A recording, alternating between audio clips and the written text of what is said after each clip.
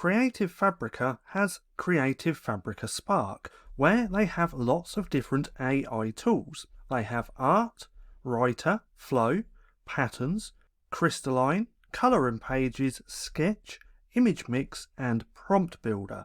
Now I haven't used any of these in a very long time, but because of the release of Studio, which is this just here, they have an image to vectorizer and Studio, which is kind of like CANVA.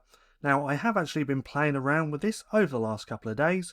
I've even made a video all about it, and if you want to watch it, I'll link it down in the description. But because of the release of Studio, I thought it was time to revisit Creative Fabrica Spark. So what I've been doing is playing around with creating colour in pages, and in this video I'm going to share with you what I created and give you my honest opinion on this tool.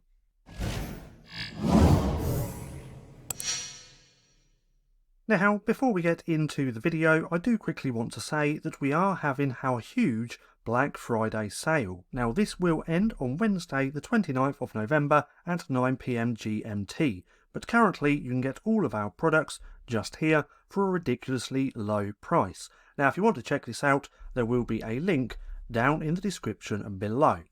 So, I've been playing around with this for just a little bit, and I want to share with you what I've created and give you my honest thoughts on this.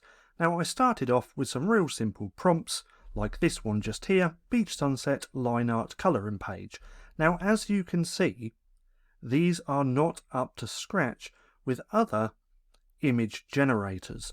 Now, if we take a look at one of these, like so, we can see they kind of look okay, but they're not that great at the same time. Now, I created these sunset ones. I created these mountain sunset as well, just trying to create some real simple line art colouring pages, and Creative Fabrica Spark did have some issue with trying to create these. And as we can see again, they kind of look okay, but they're nothing special. Now, I was only playing around with some real simple prompts because I didn't want to overcomplicate it. This one is a close-up of a dog head on a white background line art colouring page. And again, we can see that these just aren't the best at all. And me personally, I wouldn't feel comfortable creating and selling a colouring book created with these images. Now, if we take a look at these, we can see lots and lots of issues. And it's the same with no matter what I created. I tried doing these, which were just simple mermaid line art colouring page. If we take a look at these again, they just don't look that great. We got this bit here, have no idea what this is either, and again, they just don't look that great. But I kept persisting. I did these with real simple prompts, which I thought creating real simple prompts, it would have a much better chance at actually creating some nice colouring pages. Then I actually moved on to some more very descriptive prompts just here. Now, as we can see, these are a little bit better, but again, still not the greatest. Now, if we take a look at this, a bit of a closer look, we can see there's nothing on the outside because I did ask for no gradients, no grayscale, and I just wanted a line art colouring page. But again, these are just too simple, they're not that great, they're not really good quality either. So again, with me, I personally think that I would never personally create a colouring book out of these colouring pages. So as much as I love Creative Fabrica, Creative Spark or Creative Spark colouring pages just isn't that great for creating colouring pages. Now, if you do want to create colouring pages, I suggest just using ChatGPT and DALL-E 3. You can actually create some really nice pages just here, like this. Now, the problem I've found with ChatGPT and DALL-E 3 is that it's better at creating square images.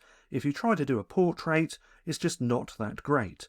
But ChatGPT with DALL-E 3 is one of the best that you can use, and of course also Midjourney. So Midjourney is my go-to image generation platform for creating colouring pages because you can actually create really nice colouring pages, as you can see from this image.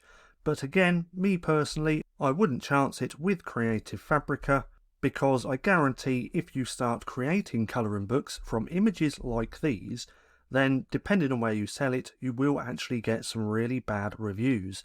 Now if we take a look at this, that eye doesn't look quite right with this eye, and again there's just a lot wrong with this, and unfortunately it's just not up there with some of the best text-to-image generators. Now this is only for colouring pages. It may be better for other images like clip art and wallpapers and backgrounds and things like that, but for colouring pages alone, I personally would not chance creating colouring books. So I just wanted to create this short quick video just to give you my opinion on this, because again it's been such a long time since I've used Creative Fabrica Spark that I was hoping that it would be a lot better. But as you can see from these images, they're not that great at all. So if you are looking for a text-to-image generator, you're better off using ChatGPT, the paid version, or Midjourney. Now, if you enjoyed this video, don't forget to give me a thumbs up, as it really helps out the channel. And if you want to watch more of my AI content, then click right here and watch this playlist.